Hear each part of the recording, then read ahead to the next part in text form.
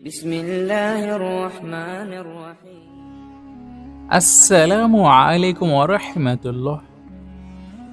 মানব সভ্যতার কয়েক হাজার বছরের ইতিহাসে এমন এক সময়ের কথা কল্পনা করুন যখন এই নীল গ্রহ পৃথিবী তার চিরচেনা ভারসাম্য হারিয়ে ফেলবে।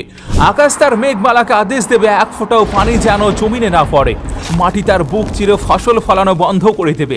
মানুষ এক লোকমা খাবারের জন্য হাহাকার করবে। তৃষ্ণায় বুক ফেটে চৌচির হয়ে যাবে। ঠিক এই চরম হাহাকারের মুহূর্তেই পৃথিবীর দিগন্তে আবির্ভাব ঘটবে এক মহাপ্রলয়ঙ্কারী সত্তার, যাকে সারা বিশ্ব চিনবে মসিহ দাজ্জাল নামে। এটি কোনো রূপকথা নয়, কোনো থ্রিলার মুভির কল্পনাও নয়। এটি সেই ভয়ঙ্কর ধ্রুব সত্য যার কথা আজ থেকে প্রায় 1400 বছর আগে মদিনার উত্তপ্ত বালিতে দাঁড়িয়ে মানবজাতির শ্রেষ্ঠ শিক্ষক ও শেষ নবী মুহাম্মদ মুস্তাফা সাল্লাল্লাহু আলাইহি সাল্লাম নিজের মুখে বর্ণনা করেছিলেন। হযরত আদম আলাইহিস সালাম থেকে শুরু করে কিয়ামত পর্যন্ত এই পৃথিবীতে দাজ্জালের চেয়ে বড় কোনো ফিতনা আর কখনো আসেনি, আর আসবেও না। দাজ্জালের ভয়াবহতা এতটা গভীর যে নূহ আলাইহিস সালাম থেকে শুরু করে শেষ নবী পর্যন্ত প্রত্যেক নবী তাদের উম্মতকে দাজ্জালের শারীরিক বর্ণনা দিয়ে সতর্ক করেছেন। কারণ এই ফিতনা শুধু চোখে দেখা নয়, এটি ঈমানের উপর সরাসরি আঘাত। দাজ্জাল কোনো সাধারণ মানুষ নয়, সে এক পাপিষ্ট জাদুকর ও চরম মিথ্যুক। সে নিজেকে ঈশ্বর বলে দাবি করবে, তার ক্ষমতা হবে অকল্পনীয়। সে আকাশকে আদেশ দিলে বৃষ্টি নামবে, মৃতকে জীবিত করে দেখানোর বিভ্রম সৃষ্টি করবে, এমনকি মুহূর্তের মধ্যে পৃথিবীর এক প্রান্ত থেকে অন্য প্রান্তে পৌঁছে যাবে। এই ক্ষমতাই হবে মানুষের জন্য সবচেয়ে বড় পরীক্ষা। কিন্তু প্রশ্ন হলো, কে এই দাজ্জাল? তার শেকড় কোথায়? কেন তাকে হাজার বছর ধরে একটি নির্জন দ্বীপে শিকল দিয়ে বেঁধে রাখা হয়েছে? আজ আমরা দাজ্জালের জন্ম রহস্যের এমন সব পর্দা উন্মোচন করব যা শুধু ভয়ই জাগাবে না, বরং চিন্তাকে নাড়িয়ে দেবে। আমরা ফিরে যাব ইতিহাসের এক অন্ধকার অধ্যায়ে, যেখানে জন্ম নিয়েছিল মানব ইতিহাসের সবচেয়ে বড় অভিশপ্ত চরিত্র। আপনার কাছে অনুরোধ রইল, ভিডিওটির শেষ পর্যন্ত অবশ্যই দেখবেন, কেননা আজকের এই খুব সুন্দর ভিডিওতে আমরা দাজ্জালের জন্ম থেকে নিয়ে তার মৃত্যু পর্যন্ত সম্পূর্ণ কাহিনীকে বিস্তারিতভাবে আপনাদের সামনে উপস্থাপন করার চেষ্টা করব।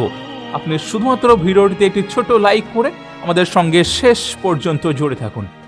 দাজ্জালের ইতিহাস জানতে হলে আমাদের ফিরে যেতে হবে প্রাচীন ফিলিস্তিনের এক রহস্যময় ইহুদি পরিবারের কাছে। ইতিহাস ও রেওয়ায়ত অনুযায়ী এই পরিবারের বাবা মা ছিলেন সমাজের সাধারণ মানুষের চেয়ে সম্পূর্ণ আলাদা এবং অস্বাভাবিক। দাজ্জালের বাবা ছিলেন অত্যন্ত দীর্ঘকায়, তার নাক ছিল বিশাল ও মাংসল, হুবহু একটি ঈগলের বাঁকানো ঠোঁটের মতো। আর তার মা ছিলেন অস্বাভাবিকভাবে স্থূলকায়, তার হাত দুটো ছিল স্বাভাবিক মানুষের তুলনায় অনেক বেশি লম্বা। তাদের শারীরিক গঠন দেখলেই মানুষের মনে এক ধরনের অস্বস্তি তৈরি হতো। এই দম্পতি বিয়ের পর টানা 30 বছর কোনো সন্তানের মুখ দেখেননি। 30 বছর ধরে প্রতিটি দিন ও প্রতিটি রাত তারা কাটিয়েছেন গভীর মানসিক যন্ত্রণায়। সন্তান লাভের আশায় তারা নাকি বিভিন্ন শয়তানের শক্তি ও কালো জাদুর আশ্রয়ও নিয়েছিলেন। আর এই ধরনের ইঙ্গিতগুলো পাওয়া যায় কিছু প্রাচীন বর্ণনাতে। আর এখান থেকে শুরু হয় অন্ধকারের বীজ রোপণ। অবশেষে 30 বছর পর তাদের ঘরে জন্ম নেয় এক পুত্র সন্তান। কিন্তু সেই জন্ম কোনো আনন্দ বয়ে আনেনি, বরং পুরো জনপদে ছড়িয়ে পড়ে এক পৈশাচিক আতঙ্ক। শিশুটি ছিল না সাধারণ কোনো শিশু, তার চোখ থেকে যেন এক অশুভ কালো বিচ্ছুরিত হতো, যা দেখলেই মানুষ শিহরে উঠত। হাদিসের ইঙ্গিত অনুযায়ী দাজ্জালের জন্মের সময় থেকেই তার পরিবার ও আশপাশের জনপদে একের পর এক অমঙ্গল ঘটনা ঘটতে শুরু করে। মানুষ বুঝতে পারে এই জন্মের সাথে স্বাভাবিকতার কোনো সম্পর্ক নেই। শিশুটি যখন প্রথম চোখ মেলে তখন দেখা যায় তার ডান চোখটি সম্পূর্ণ অন্ধ। সেটি কোঠরের ভিতরে বাসা নয়, বরং একটি পচা ফোলা আঙ্গুরের মতো বাইরে থেকে বেরিয়ে আসে। জন্মের সাথে সাথে সে সাধারণ শিশুদের মতো কান্না করেনি, বরং এক অদ্ভুত কর্কশ চিৎকারে গোটা ঘর কাঁপিয়ে তুলেছিল। সেই শব্দ শুনে তার বাবা মাও আতঙ্কে কুঁকড়ে উঠেছিল। এই অশুভ জন্মের মাধ্যমেই যেন কিয়ামতের সবচেয়ে বড় আলামতের যাত্রা শুরু হয়ে গিয়েছিল। এরপর দাজ্জাল বড় হতে শুরু করলো, কিন্তু তার শৈশবের প্রতিটি দিন ছিল রহস্যে মোড়া। সে কখনো সাধারণ শিশুদের মতো আচরণ করতো না। মাসের পর মাস সে চোখ বন্ধ করে শুয়ে থাকতো।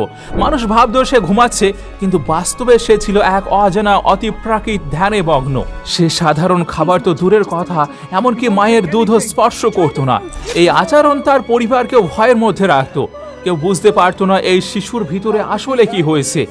রেওয়ায়ত অনুযায়ী তার জন্মের পর থেকে সেই ঘরে নেমে এসেছিল এক অস্বাভাবিক নিস্তব্ধতা, যেন শব্দও সেখানে প্রবেশ করতে ভয় পেত। দাজ্জালের শারীরিক বৃদ্ধি ছিল বিস্ময়কর।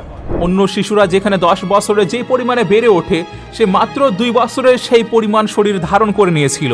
তার জন্মের পর থেকেই সেই জনপদে অকাল ও অভাব দেখা দিতে শুরু করে।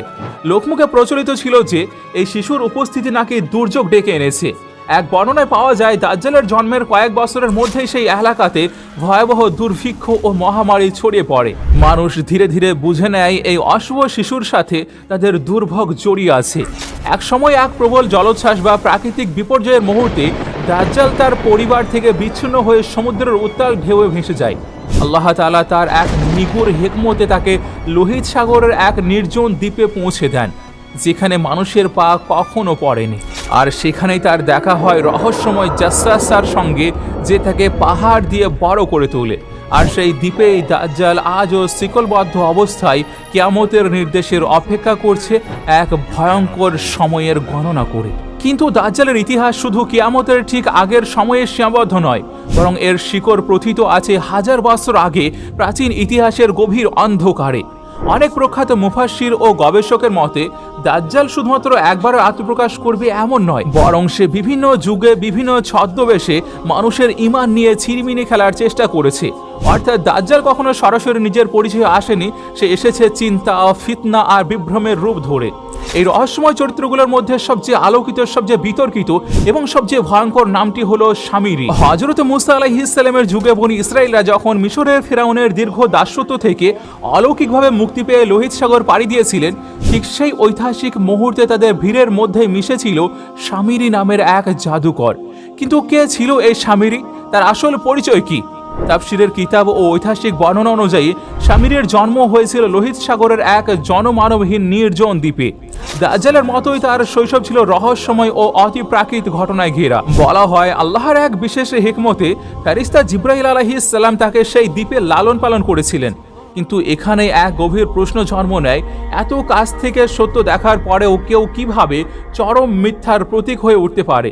চরম দুর্ভাগ্যের বিষয় হলো ফেরেশতা জিবরাইল আলাইহিস সালামের মতো পবিত্র সত্তার সাহচর্যেও শামিরির পাথুরে হৃদয়ে ঈমানের আলো প্রবেশ করেনি, বরং তার অন্তরে জন্ম নিয়েছিল এক ভয়ঙ্কর শয়তানি প্রতিভা। মুসা আলাইহিস সালাম যখন তার জাতিকে মরুভূমিতে রেখে তুর পাহাড়ে আল্লাহর সঙ্গে কথা বলতে গেলেন, ঠিক তখনই শামিরি বহুদিন ধরে জমিয়ে রাখা তার চক্রান্ত বাস্তবায়নের সুযোগ পেয়ে গেল। সে ছিল অত্যন্ত চতুর, বাচাল এবং জাদুবিদ্যায় পারদর্শী। ইতিহাসে দাজ্জালের প্রথম বড় ফিতনার ছায়া আমরা এই শামিরের মাধ্যমে দেখতে পাই। মুসা আলাইহিস সালাম যখন তুর পাহাড়ে 40 দিন অবস্থান করেছিলেন, তখন শামিরি বনি ইসরাইলদের সমস্ত স্বর্ণ অলংকার সংগ্রহ করতে শুরু করলো। সে দাবি করলো এই সোনাগুলো তাদের জন্য অপবিত্র, তাই এগুলো গলিয়ে ফেলা দরকার। বিশাল এক চুল্লিতে সেই সোনা গলিয়ে এসে তৈরি করলো এক সুবিশাল স্বর্ণের বাছুর। কিন্তু সেটি কোনো সাধারণ জড় মূর্তি ছিল না। শামিরি একবার ফেরেশতা জিবরাইল আলাইহিস সালামকে ঘোড়ায় চড়ে যেতে দেখেছিলেন। সে লক্ষ্য করেছিল ঘোড়ার পা যেখানে পড়ছে সেই মৃত মাটি মুহূর্তেই সজীব হয়ে উঠেছে। দ্রুত শামিরি সেই অলৌকিক মাটির এক মুঠো তুলে নিয়ে গোপনে লুকিয়ে রেখেছিল। যখন বাছুরটি সম্পূর্ণ হলো, সে সেই ধুলো বাছুরের মুখে ছিটিয়ে দিল, আর মুহূর্তের মধ্যেই স্বর্ণে সেই বাছুরটি জীবিত প্রাণীর মতো হাম্বা হাম্বা করে শব্দ করতে লাগলো। পুরো বনি ইসরায়েল জাতি আতঙ্ক আর বিস্ময়ে স্তম্ভিত হয়ে গেল। এখানে মানুষের ঈমান প্রথমবার চোখের সামনে অলৌকিকতার কাছে পরাজিত হলো। শামিরি তখন চিৎকার করে বলল, শোনো হে বনি ইসরাইল, এটাই তোমাদের প্রকৃত ইলাহ, যাকে মুসা পাহাড়ে খুঁজতে গিয়েছে। দাজ্জালের ফিতনাও ঠিক এমনই হবে, সে অসম্ভবকে সম্ভব করে দেখিয়ে মানুষের বিবেককে অন্ধ করে দেবে। মুসা আলাইহিস সালাম ফিরে এসে যখন এই জঘন্য দৃশ্য দেখলেন, তিনি শামিরকে জিজ্ঞেস করলেন, তুমি এটা কেন করলে? শামির নির্লিপ্তভাবে বলেছিল, আমার চোখ যা দেখেছে অন্যরা তা দেখেনি, আমার নফস আমাকে এটাই করতে বলেছে। মুসা আলাইহিস সালাম তাকে অভিশাপ দিয়ে সমাজ থেকে বহিষ্কার করলেন। কিন্তু এখানে শামিরের গল্প শেষ হয়ে যায় না, বরং এখান থেকে শুরু হয় সবচেয়ে ভয়ঙ্কর প্রশ্ন। আজ অনেক গবেষকের মতে এই শামিরি হয়তো সেই দাজ্জাল, যাকে আল্লাহ কিয়ামত পর্যন্ত সময় দিয়েছেন এবং যে যুগে যুগে মানুষের ঈমান নিয়ে খেলাও করেছে।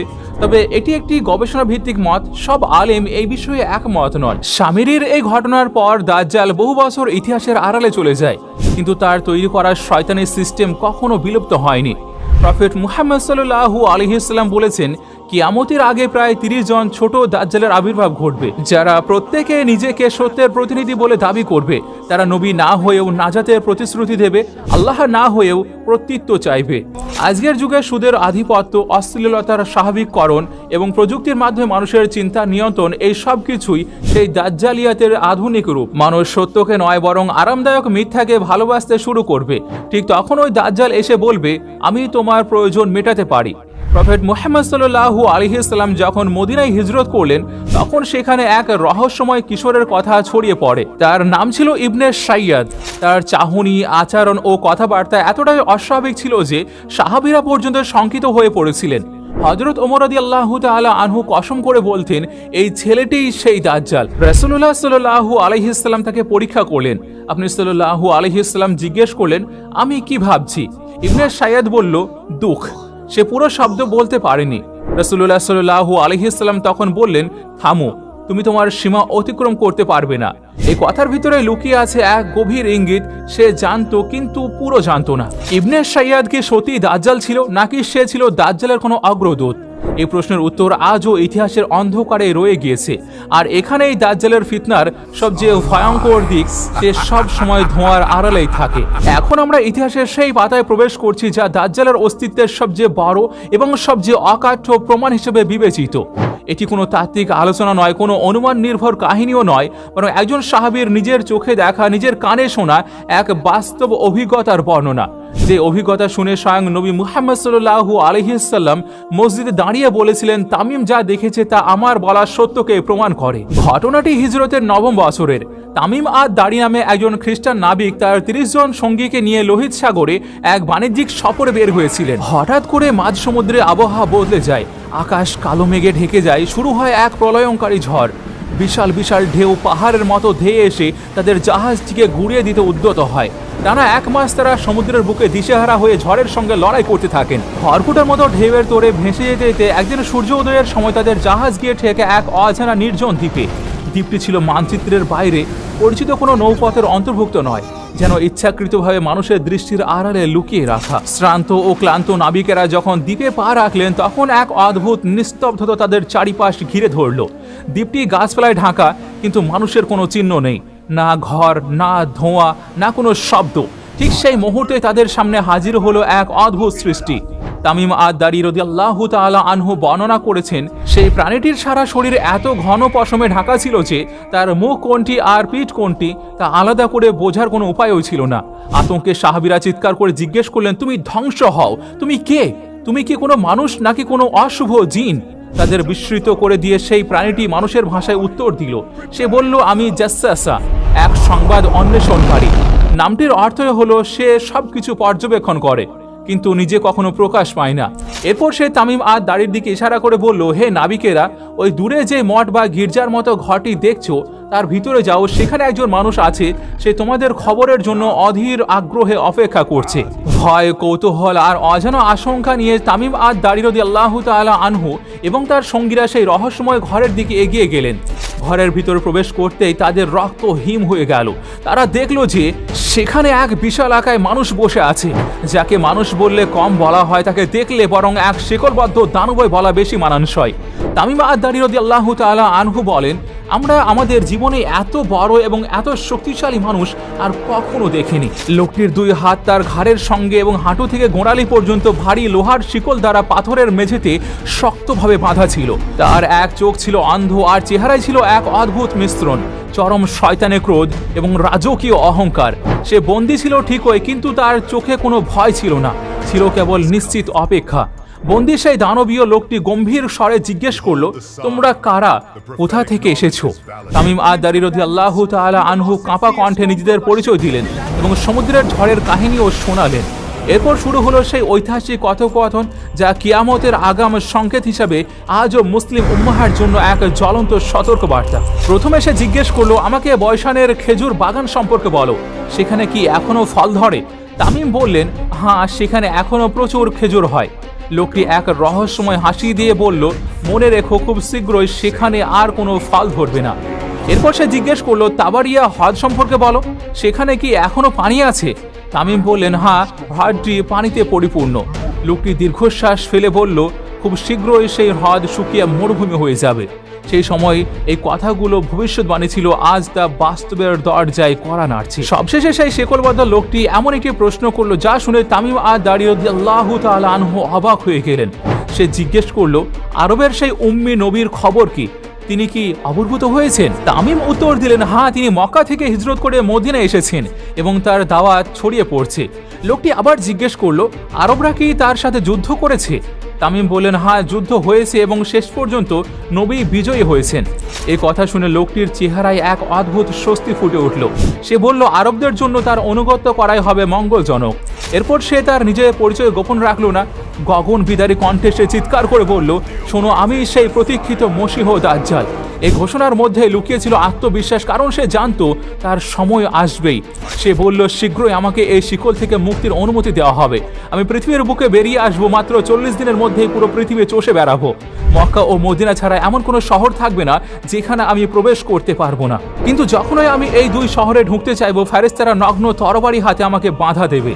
তামিম আদ-দারি রাদিয়াল্লাহু তাআলা আনহু অলৌকিকভাবে সেই দ্বীপ থেকে ফিরে এসে সরাসরি নবী মুহাম্মদ সাল্লাল্লাহু আলাইহি সাল্লামের দরবারে গিয়ে পুরো ঘটনা বর্ণনা করলেন। রাসূলুল্লাহ সাল্লাল্লাহু আলাইহি সাল্লাম আনন্দিত হয়ে বললেন, তামিম যা দেখেছে তা সত্য।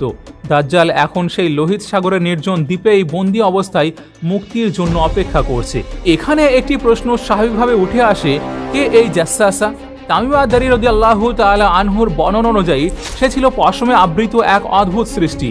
অনেক ইসলামী গবেষকের মতে জাসসাসা কোনো সাধারণ প্রাণী নয়, সে দাজ্জালের জন্য তথ্য সংগ্রহকারী এক ধরনের গোয়েন্দা। সে নিজে যুদ্ধ করে না, কিন্তু যুদ্ধের মঞ্চ প্রস্তুত করে। আজও জাসসাসা সেই দ্বীপে আছে কি না তা মানুষের যুক্তির বাইরে, কিন্তু তামিম আদ-দারির এই হাদিস একটি বিষয় নিশ্চিত করে দেয়, দাজ্জাল কোনো কল্প কাহিনী নয়, সে বাস্তব, সে বন্দী আর সে মুক্তির অপেক্ষায় আছে। প্রশ্ন শুধু একটাই, আমরা কি সেই দিনের জন্য প্রস্তুত? তামিম আদ-দারি রাদিয়াল্লাহু তাআলা আনহুর সেই রোমহর্ষক ঘটনার পর আমাদের মনে স্বাভাবিকভাবে একটি প্রশ্ন জাগে, দাজ্জাল যখন শৃঙ্খলামুক্ত হয়ে আমাদের সেই চেনা পৃথিবীতে আত্মপ্রকাশ করবে, তখন তাকে দেখতে ঠিক কেমন লাগবে?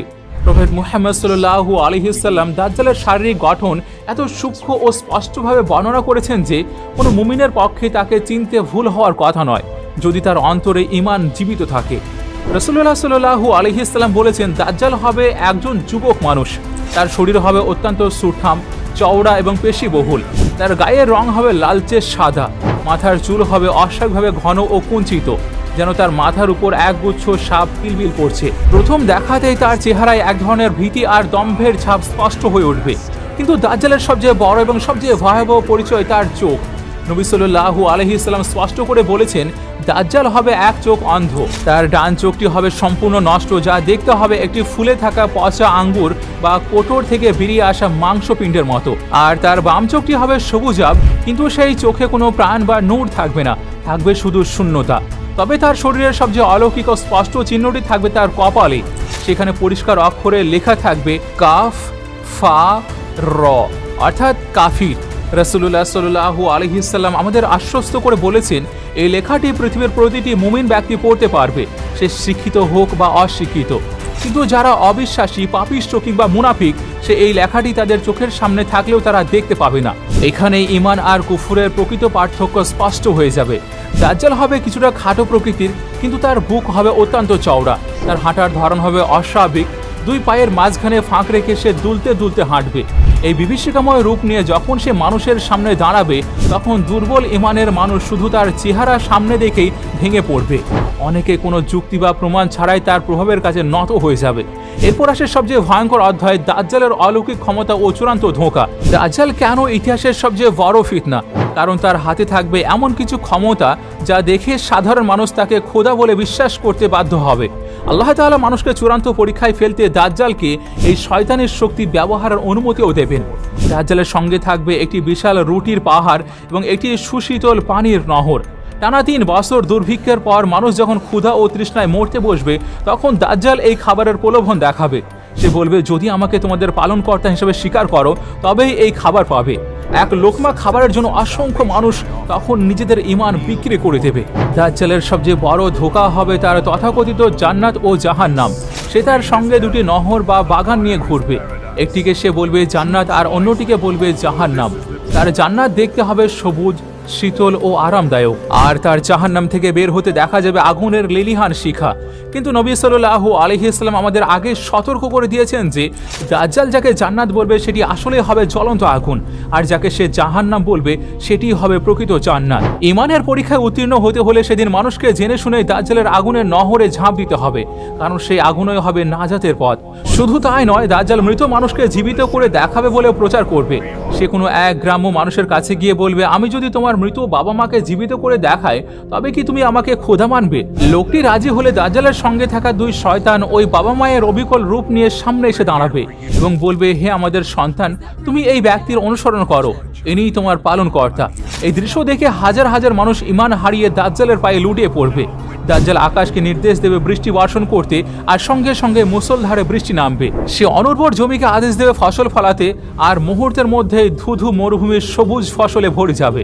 তার এই ক্ষমতার দাপটে পৃথিবীর কোনায় কোনায় ঈমানের হাহাকার পড়ে যাবে। রাসূলুল্লাহ সাল্লাল্লাহু আলাইহি ওয়াসাল্লাম বলেছেন, দাজ্জাল পৃথিবীতে মোট 40 দিন অবস্থান করবে, কিন্তু এই 40 দিন কোনো সাধারণ দিনের মতো হবে না। তার রাজত্বের প্রথম দিনটি হবে 1 বছরের সমান, দ্বিতীয় দিনটি হবে 1 মাসের সমান, তৃতীয় দিনটি হবে 1 সপ্তাহের সমান, আর বাকি দিনগুলো হবে স্বাভাবিক দিনের মতোই।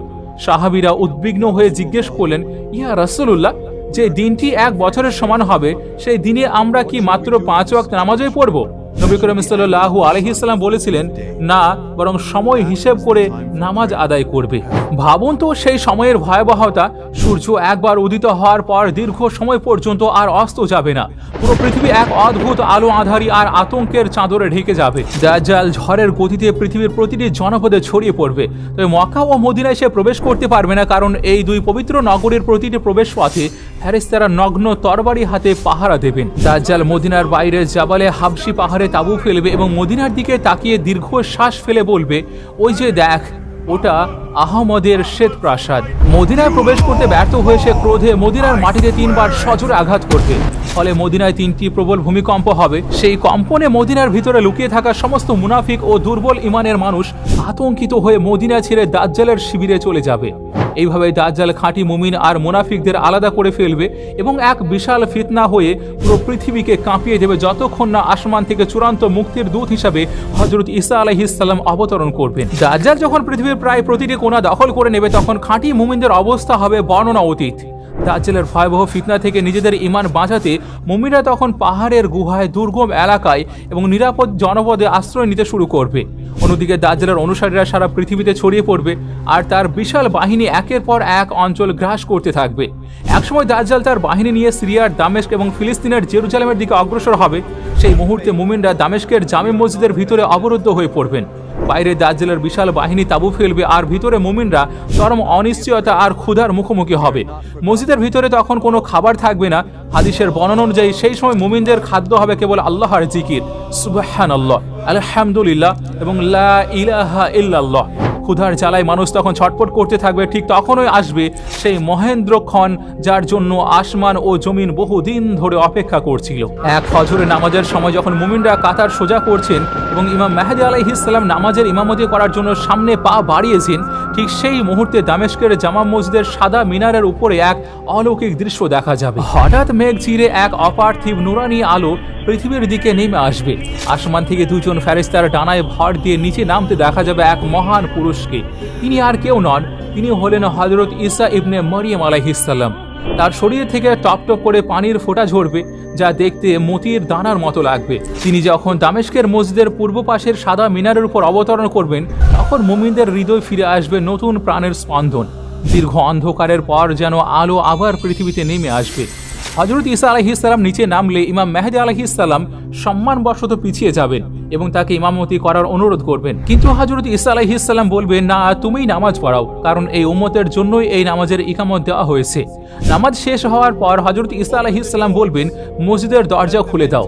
বাইরে তখন দাজ্জাল ভাবছিল সে সব জয় করে ফেলেছে, কিন্তু দরজা খোলার সঙ্গে সঙ্গে যখন দাজ্জালের চোখ হযরত ঈসা আলাইহিস সালামের উপর পড়বে, ঠিক তখনই শুরু হবে তার অহংকারের চূড়ান্ত পতন। রাসূলুল্লাহ সাল্লাল্লাহু আলাইহি ওয়াসাল্লাম বর্ণনা করেছেন, হযরত ঈসা আলাইহিস সালামকে দেখা মাত্রই দাজ্জাল এমনভাবে গলতে শুরু করবে যেমন সীসা আগুনে গলে যায় কিংবা লবণ পানিতে গলে যায়। তার সমস্ত জাদুকরী শক্তি মুহূর্তেই নিষ্ক্রিয় হয়ে যাবে। তখন ওই দাজ্জাল বুঝে যাবে তার শেষ সময় চলে এসেছে। প্রাণ ভয়ে দাজ্জাল ফিলিস্তিনের দিকে পালাতে শুরু করবে। হযরত ঈসা আলাইহিস সালাম বলবেন, আজ তোকে মরার জন্য আল্লাহর এক বিশেষ ফয়সালা নির্ধারিত হয়ে গিয়েছে, যা থেকে তুই পালাতে পারবি না। হযরত ঈসা আলাইহিস সালাম দ্রুত গতিতে তাকে ধাওয়া করবেন। পালাতে পালাতে দাজ্জাল পৌঁছে যাবে ফিলিস্তিনের লুদ নামক গেটের কাছে। সেখানে হযরত ঈসা আলাইহিস সালাম তাকে ধরে ফেলবেন। দাজ্জাল যখন দেখবে তার আর কোনো পথ নেই, তখন সে আর্তনাদ করতে থাকবে। হযরত ঈসা আলাইহিস সালাম তার হাতে থাকা অলৌকিক বর্ষা দিয়ে দাজ্জালের বুকে আঘাত করবেন।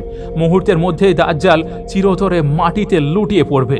তার শরীর থেকে বয়ে যাবে কালো রক্ত, আর সেখানে শেষ হয়ে যায় মানব ইতিহাসের সবচেয়ে বড় মিথ্যাবাদীর অধ্যায়। আর দাজ্জালের মৃত্যুর সঙ্গে সঙ্গে তার বিশাল শয়তানি বাহিনী তাসের ঘরের মতো ভেঙে পড়বে। এমনকি তার অনুসারীরা যখন পাথর বা গাছের পিছনে লুকাতে চাইবে, তখন সেই পাথর আর গাছ আল্লাহর কুদরতে কথা বলে উঠবে, হে মুসলমান, আমার পিছনে একজন দাজ্জালের অনুসারে লুকিয়ে আছে, একে খতম করো। এইভাবে ইতিহাসের সবচেয়ে বড় ফিতনার অবসান ঘটবে এবং সত্যের চূড়ান্ত বিজয় প্রতিষ্ঠিত হয়ে যাবে। কিন্তু দাজ্জালের এই ভয়াবহ কাহিনী আমাদের জন্য শুধু একটি ইতিহাস নয়, এটি একটি চূড়ান্ত সতর্ক বার্তা। দাজ্জাল আসার আগে আমাদের সমাজ আজ যেভাবে পাপে ডুবে যাচ্ছে, সুদ, ঘুষ আর অশ্লীলতায় সয়লাভ হয়ে উঠেছে, এগুলো কি দাজ্জালের আগমনের ক্ষেত্র প্রস্তুত করছে না? তাবারিয়া হ্রদ শুকিয়ে যাচ্ছে, বৈশানের খেজুর বাগান ফল দেওয়া কমিয়ে দিয়েছে। সব আলামত যেন আমাদের চোখের সামনেই একে একে প্রকাশ পাচ্ছে। রাসূলুল্লাহ সাল্লাল্লাহু আলাইহি ওয়াসাল্লাম আমাদের শিখিয়ে গিয়েছেন, যারা জুমার দিন সূরা কাহাফের প্রথম এবং শেষ 10টি আয়াত পাঠ করবে, আল্লাহ তাআলা তাদের দাজ্জালের ফিতনা থেকে হেফাজত করবেন। এছাড়াও নামাজের শেষ বৈঠকে তাশাহুদে নিয়মিত এই দোয়াটিকে পড়ুন, আল্লাহুম্মা ইন্নী আউযু বিকা মিন ফিতনাতিল মাসিহিদ দাজ্জাল। মনে রাখবেন, দাজ্জালের জাদু হবে ভয়ঙ্কর, তার বিভ্রম হবে শক্তিশালী, বাট যার হৃদয়ে আল্লাহর নূর থাকবে তাকে দাজ্জাল কখনোই ধোঁকা দিতে পারবে না। আজকের এই ভিডিওতে যদি আপনার বিবেকে একটু হলেও নাড়া দিয়ে থাকে, তাহলে এটি অবশ্যই আপনার প্রিয়জনদের সঙ্গে শেয়ার করুন। কে জানে, আপনার একটি হয়তো শেয়ার কাউকে এই ফিতনার জন্য প্রস্তুত করে দিতে পারে। আর সেই সঙ্গে কমেন্টে লিখুন, ইয়া আল্লাহ, আমাদেরকে হেফাজত করুন। সর্বশেষে দোয়া যে আল্লাহ তাআলা আমাদের সবাইকে যেন দাজ্জালের ফিতনা থেকে রক্ষা করেন। আমিন।